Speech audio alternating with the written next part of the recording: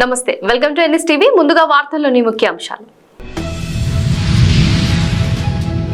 కర్నూలు జిల్లా పత్తికొండలో MLA camp కార్యాలయంలో సీఎం రిలీఫ్ ఫండ్ చెక్కుల పంపిణీ చేసిన Pattikonda MLA K E Shyam Kumar, Kurnool MP Basipati Nagaraju, Pattikonda నియోజకవర్గంలోని 42 మంది బాధితులకు ముఖ్యమంత్రి సహాయ నిధి నుంచి 30,30,000 రూపాయలు మంజూరైంది. అందుకు సంబంధించిన చెక్కులను Pattikonda MLA K E Shyam Kumar MLA camp కార్యాలయంలో అందజేశారు.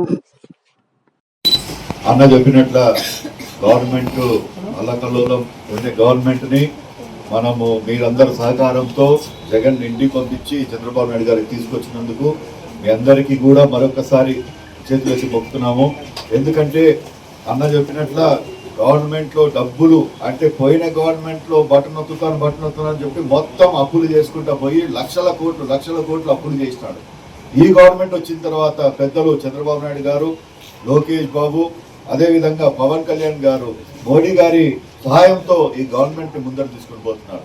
మీరందరూ నోటీస్ చేస్తూనే ఉంటారు. ఆడవాళ్ళకి ఫ్రీ ఉచిత బస్సులు ఇచ్చినారు. దాంట్లో ఆడవాళ్ళకి ఫ్రీగా ఇచ్చినారని చెప్పి ఆటో వాళ్ళకి దెబ్బ పడుతుందని చెప్పి ఆటో మిత్ర కూడా ఇవ్వడం జరిగింది. అదేవిధంగా డొక్క సీతమ్మ ఇంటర్మీడియట్ స్టూడెంట్లకి ఆహార పథకం కూడా నడుస్తుంది. ఇట్లాంటివి ఎన్నో మనం చెప్పిన సూపర్ 6 కాకుండా ఇంకా అధికంగా ఇంకా ఇచ్చుకుంటా పోతున్నారు. మరి ఈ రోజు ఈ 41 మందికి చెక్కులు వచ్చినందుకు చాలా సంతోషంగా ఉంది. మొత్తము బిల్లులు రాకపోయినా కానీ ఏదో ఒక రూపంలో సహాయంగా చంద్రబాబు నాయుడు గారిని మనని గమనించి మన పరిస్థితి గమనించి ఆయన సహాయంగా ఆయన పంపించినాడు. దయచేసి మీ ఆశీర్వాదం చంద్రబాబు నాయుడుకి, ఈ గవర్నమెంట్కి ఎల్లప్పుడూ ఉండాలని చెప్తూ సెలవు తీసుకుంటాను. Thank you. జగిత్యాల జిల్లా మెట్పల్లిలో హృదయాన్ని హత్తుకునే సంఘటన చోటు చేసుకుంది. 28 ఏళ్ల తర్వాత పూర్వ విద్యార్థులు తమ గురువులను గుర్తు చేసుకుంటూ ప్రేమాభిమానాలతో సత్కరించారు. 1997-98 విద్యా సంవత్సరంలో మెట్పల్లి పట్టణంలోని మండల పరిషత్ ప్రాథమిక పాఠశాలలో చదువుకున్న పూర్వ విద్యార్థులు ఆత్మీయ సమ్మేళనం పేరుతో ప్రత్యేక కార్యక్రమాన్ని నిర్వహించారు.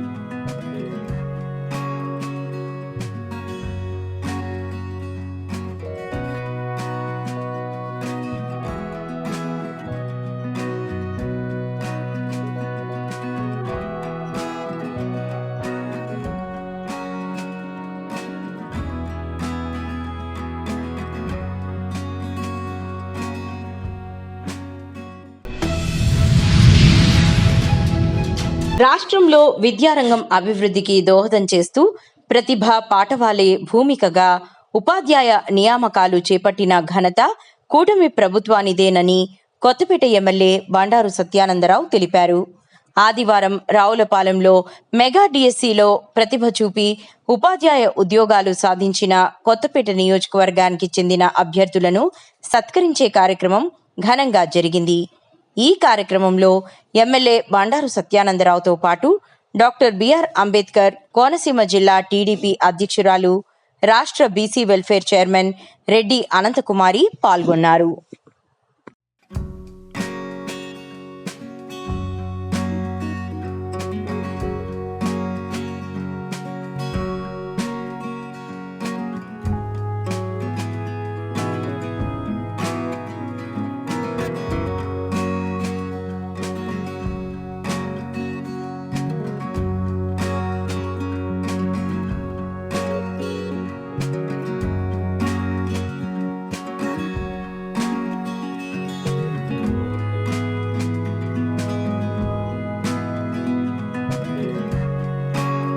విద్యారంగం కూడా పరిడుగులతో రోజులు దగ్గరకు వచ్చాయి. మరి అసలు విద్యారంగం గవర్నమెంట్ స్కూల్లో చదువుకోవడం అనేది అవసరం లేదు, లేదా వీళ్ళ తల్లికి వందనం వేస్తున్నారు, చదువుకునే పిల్లలకి కొంత ప్రభుత్వ సహాయం వచ్చింది, కార్పొరేట్ స్కూల్లోనే ఎక్కడో చదివించుకుందాం అనే ఆలోచనలు మళ్ళా పిల్లల తల్లిదండ్రులు ఆలోచించే పరిస్థితి ఈనాడు ఈ ప్రభుత్వం తీసుకొచ్చింది.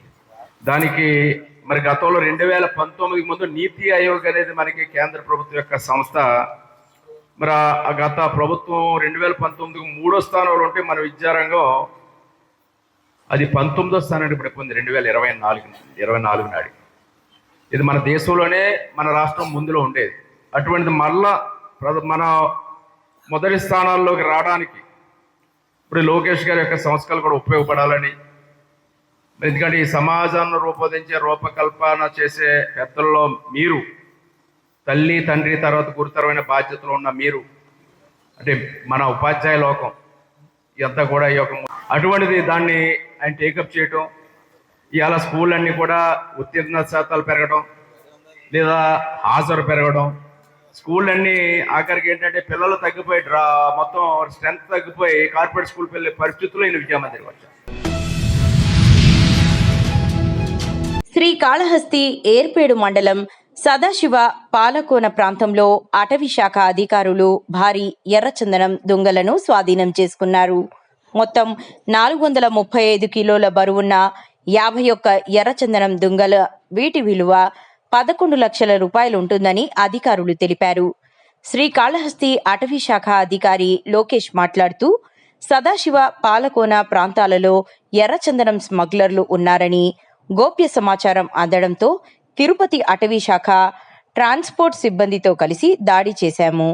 మమ్మల్ని గమనించిన స్మగ్లర్లు అడవిలోకి పారిపోయారని, అక్కడ వదిలిపెట్టిన 51 దుంగలను స్వాధీనం చేసుకున్నామని, అదేవిధంగా మరికొన్ని చెట్లు నరికి వేయబడినట్లు గుర్తించామన్నారు. వాటిని కూడా స్వాధీనం చేసుకునే చర్యలు తీసుకుంటున్నాం అని వివరించారు. తిరుపతి డిఎఫ్ఓ గారికి అందినటువంటి రహస్య సమాచారం మేరకు మన సదాశివ కోన ఏరియాలో ఒక 20-25 మంది స్మగ్లర్లు మన ఎర్రచందనం చెట్లను కొడుతున్నారని చెప్పి ఇన్ఫర్మేషన్ రావడంతో Tirupati range staff, Srikalahasti staff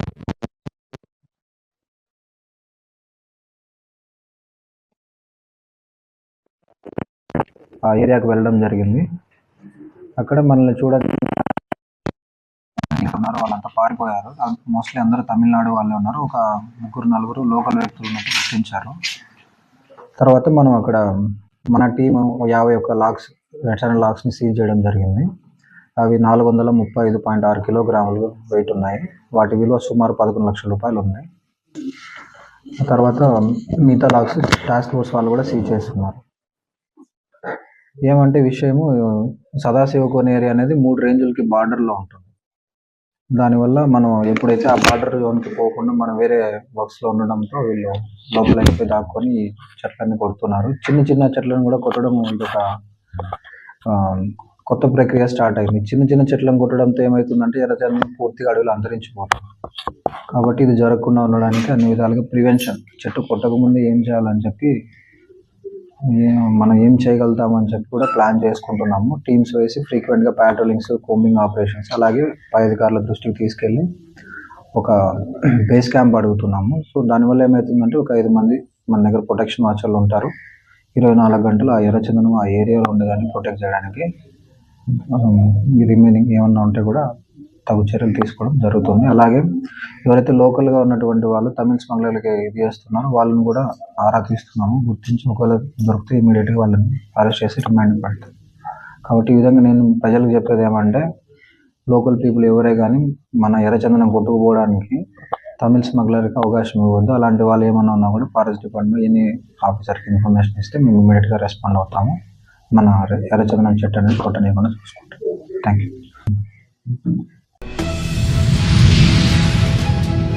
Kamareddy జిల్లా ఎస్పీ శ్రీ రాజేష్ చంద్ర ఐపీఎస్ ఉత్తర్వుల ప్రకారం ఎల్లారెడ్డి డీఎస్పీ ఎస్ శ్రీనివాసరావు ఉత్తర్వుల మేరకు స్థానిక ఎల్లారెడ్డి ఎస్ఐ బి మహేష్ ఆధ్వర్యంలో స్థానిక పరిధిలోని ఆటో డ్రైవర్లకు కౌన్సిలింగ్ నిర్వహించబడింది. ఈ సందర్భంగా ట్రాఫిక్ నియమాలను పాటించడం, రహదారి భద్రత మరియు ప్రజల రక్షణకు ఆటో డ్రైవర్లు తీసుకోవాల్సిన జాగ్రత్తల గురించి తెలిపారు. ఈరోజు మా గౌరవ ఎస్పీ శ్రీ రాజేష్ చంద్ర ఐపీఎస్ గారి ఉత్తర్వుల మేరకు ఎల్లారెడ్డి పరిసర ప్రాంతాల్లోని మరియు లోకల్ ఆటో డ్రైవర్లందరినీ పోలీస్ స్టేషన్కి పిలిచి వారి కౌన్సిలింగ్ ఇవ్వడం జరిగింది. ఇందులో భాగంగా ప్రతి ఆటో డ్రైవర్ కూడా వారి వాహనానికి సంబంధించిన అన్ని డాక్యుమెంట్స్ అన్నీ కలిగి ఉండాలని చెప్పడం జరిగింది. అట్లాగే ఈ తాగి వాహనాలు నడపొద్దని చెప్పేసి వాహనాన్ని క్లీన్గా మరియు ఫిట్నెస్గా ఉంచుకోమని చెప్పేసి చెప్పడం జరిగింది. ఏమైనా అనుమానిత వస్తువులు కానీ అనుమానిత వ్యక్తులు కానీ ఆటోలో ఎక్కినట్టయితే ఇమీడియట్గా వారు పోలీస్ స్టేషన్ సంబంధిత పోలీస్ స్టేషన్కి లేదా డయల్ 100కు ఫోన్ చేసి మాకు తెలియజేయాల్సిందిగా సూచించడం జరిగింది. అట్లాగే రోడ్డు మీద యాక్సిడెంట్లు జరిగిన సందర్భంలో వాళ్ళు చూసి చూడకుండా వెళ్ళిపోయే బదులు అక్కడ ఉండి వాళ్ళు ఏమేమి ప్రికాషన్స్ మెజర్స్ పాటించాలి అని చెప్పేసి వాళ్ళకు వివరించడం జరిగింది. ఈ పరిమితికి మించి కూడా ప్యాసింజర్స్ని ఎక్కించుకుంటున్నారని మా దృష్టికి వచ్చింది. అటువంటి ఏమీ చేయకూడదు. అట్లాగే ఈ మొబైల్ మాట్లాడుకుంటూ ఈ వాహనాన్ని నడుపుతూ ఈ డేంజరస్ డ్రైవింగ్ చేస్తున్నారు. అటువంటివి కూడా మేము ఊరుకోము. అట్లాగే ఈ రైట్ సైడ్ ఒక బార్ అనేది ఫిట్ చేయించుకోవాలి. ఎందుకంటే రైట్ సైడ్ ప్యాసింజర్స్ దిగడం వల్ల వేరే వాహనాలు వచ్చి ఢీకొట్టే ప్రమాదం ఉంది. కావున ఈ అందరూ కూడా ఈ రైట్ సైడ్ ఒక బార్ అనేది చిన్న బార్ అనేది ఫిట్ చేయించుకోవాలి. ఇవన్నీ కూడా పోలీసుల సూచనలన్నీ ఆటో డ్రైవర్లని అందరూ కూడా పాటించి పోలీసులకు సహకరించాలని చెప్పి కోరుతున్నాను. కర్నూలు జిల్లా ఆదోని మార్కెట్ యార్డ్ చైర్మన్గా స్వాకుల సాలి సమాజానికి చెందిన జిందే శంకర్ భార్య జిందే శారద వారు నియమితులైనందుకు మన స్వాకుల సాలి సమాజ్ తరపున ధన్యవాదాలు తెలుపుతున్నామంటూ ఆదోని స్వాకుల సాలి మహిళా మండలి మరియు ఆంధ్రప్రదేశ్ స్వాకుల సాలి మహిళా మండలి వారి ఆధ్వర్యంలో జిందే శారద మరియు జిందే శంకర్ వారికి సన్మానం చేయడం జరిగింది. మరలా మన సమాజానికి పూర్వ వైభవం వచ్చిందని, మన స్వాకుల సాలి సమాజానికి మా వంతుగా ఎల్లవేళలా సహాయ సహకారాలు అందిస్తాం అన్నారు.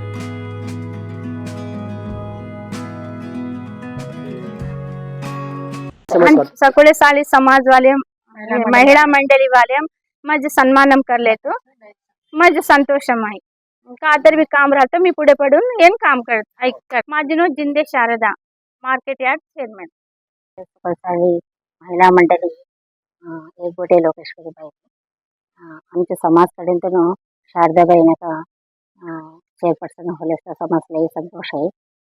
आता यशस्वी आमचे सकुले साली समाजान बी हर एक बाईक अभी असो पुढे आलं तर जो आम्हाला समाज अभिवृद्धी होते म्हणून आमचे ఆక్షేపణ. నా పేరు మల్లిక రాజేశ్వరి. నేను ఏపీ సకుల సాలి సమాజ్ సెక్రటరీ. 33 సంవత్సరాలుగా శ్రీ జిందే శంకర్ గారు తెలుగుదేశం పార్టీకి ఎనలేని సేవలు అందించినారు. వారి సేవలకు గుర్తించి మన మీనాక్షి నాయుడు గారు వారి సతీమణి అయిన జిందే శారదా గారికి మార్కెట్ యార్డ్ చైర్పర్సన్గా ఎన్నుకున్నారన్నమాట. ఇది మా సకుల సాలి సమాజ్ సభ్యులందరికీ చాలా గర్వకారణం. కర్నూలు జిల్లా తుగ్గలి గ్రామంలో రామాలయం గుడి దగ్గర సబ్సిడీ పప్పు శనగ విత్తన పంపిణీ. ఎమ్మెల్యే కె శ్యామ్ కుమార్ రైతుల సంక్షేమమే ప్రభుత్వ ధ్యేయమని, రైతులు వ్యవసాయ అధికారుల సూచనలు సలహాలు పాటించి వ్యవసాయంలో అధిక దిగుబడులు సాధించాలని ఎమ్మెల్యే కె శ్యామ్ కుమార్ మాట్లాడుతూ రైతుల సంక్షేమానికి ప్రభుత్వం అధిక నిధులు ఖర్చు చేస్తోందన్నారు. వైసీపీ గవర్నమెంట్లో నిలిచిపోయిన సబ్సిడీ డ్రిప్ పరికరాలు కూటమి ప్రభుత్వం వచ్చిన తరువాత 90% సబ్సిడీతో రైతులకు అందజేస్తున్నామన్నారు.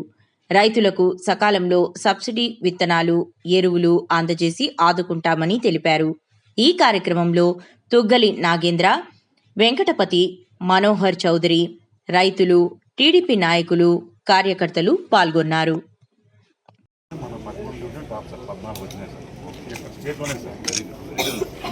యాక్టివ్ ఎన్ని ఉన్నాయి? పైలట్ ఎవరు ఇక్కడ? నువ్వు కాదు, ఈ గ్రూప్ లో ఎవరు పైలట్?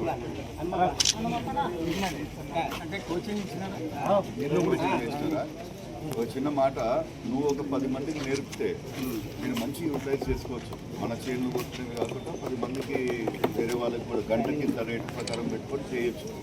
అదే ఐడియా పెట్టుకొని ముందర కొట్టి ఆడవాళ్ళకి ఇంకా కొంచెం నేర్పినమ్మా. దీంట్లో కూడా పాసిబిలిటీ అంటే ట్రైనర్లు వస్తున్నారా? నిన్న కూడా ట్రైనింగ్ జరిగింది హైదరాబాద్లో. ఇద్దరు ట్రైనింగ్ అని చెప్పేసి టోటల్ జిల్లా వ్యాప్తంగా అంతా పైలట్స్ అంతా ట్రైనింగ్ జరిగింది సార్ నిన్న కూడా. అదే మోడీ గారి కోసం కాదు, ఒరిజినల్ మాట్లాడలేదు. మోడీ గారు వస్తున్నారంటే ట్రైనింగ్ అనేది కాదు సార్. ఇప్పుడు డ్రోన్ కంపెనీ వాళ్ళు మిలిటరీలో ఖచ్చితంగా ట్రైనింగ్ ఇవ్వాలి సార్ పైలట్స్కి సార్. మళ్ళీ నెక్స్ట్ ఆడవాళ్ళు ఎంతమంది ఉన్నారు మన గ్రూప్లో? ఆడవాళ్ళు లేదు సార్, వీళ్ళు వాళ్ళ మిస్సెస్ ఉంది సార్, గ్రూప్ మెంబర్స్. నేనేమంటున్నా అంటే దీంట్లో ఉమెన్ ఎంపవర్మెంట్ తీసుకున్నా అంటే ఆడవాళ్ళకి నేర్పించడం స్టార్ట్ చేస్తే వాళ్ళు ఇండిపెండెంట్గా అవుతారు, కొంచెం మంచిగా యూటిలైజ్ అవుతారు. ఇది ఎట్లా, ఇది సైకిల్ వచ్చినట్లే, ఒకసారి నేర్చుకున్నామంటే ఇక మర్చిపోతుంది. సో ఈజీ, దాని ప్రకారం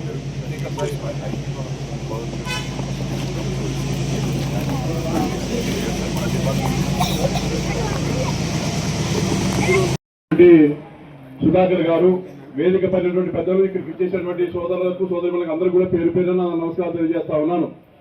సోదరులారా, మరి మీ అందరికీ తెలుసు, చంద్రబాబు నాయుడు గారు అధికారంలోకి వచ్చిన తర్వాత అభివృద్ధి కార్యక్రమాలతో పాటు సంక్షేమ కార్యక్రమాలు కూడా అందిస్తున్న సంగతి మీ అందరికి తెలుసు. సూపర్ 6 అనేటువంటి కార్యక్రమాలు ఏర్పాటు చేసి, మరి మీరు గతంలో ఒకసారి ఆలోచన చేయండి, గతానికి ఇప్పుడు ఉన్నటువంటి తేడాలు గమనించండి. గతంలో రైతులకి 13,000 రూపాయలు ఇస్తే ఓకేనా? నేను మాట్లాడేది వినపట్టలేదు అనుకుంటా. 300 రాబోయే కాలంలో 500 అవుతాయి. అది అర్థం చేసుకోవాలా.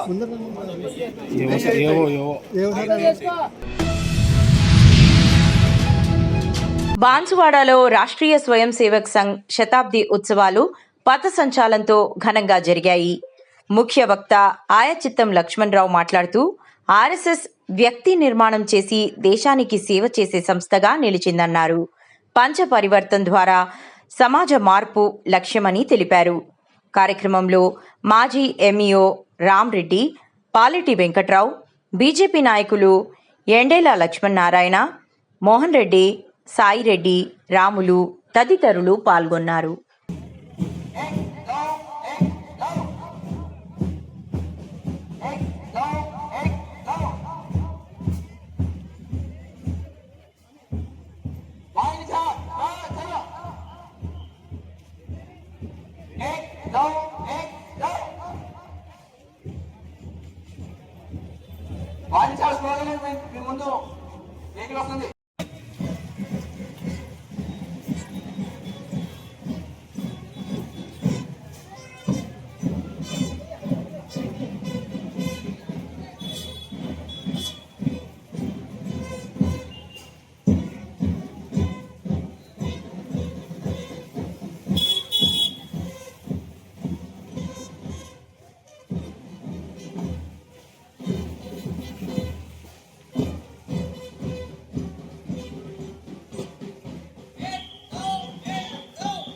రాష్ట్రీయ స్వయం సేవక సంఘ శతాబ్ది ఉత్సవ కార్యక్రమం సందర్భంగా శుభాకాంక్షలు తెలియజేస్తున్నాను.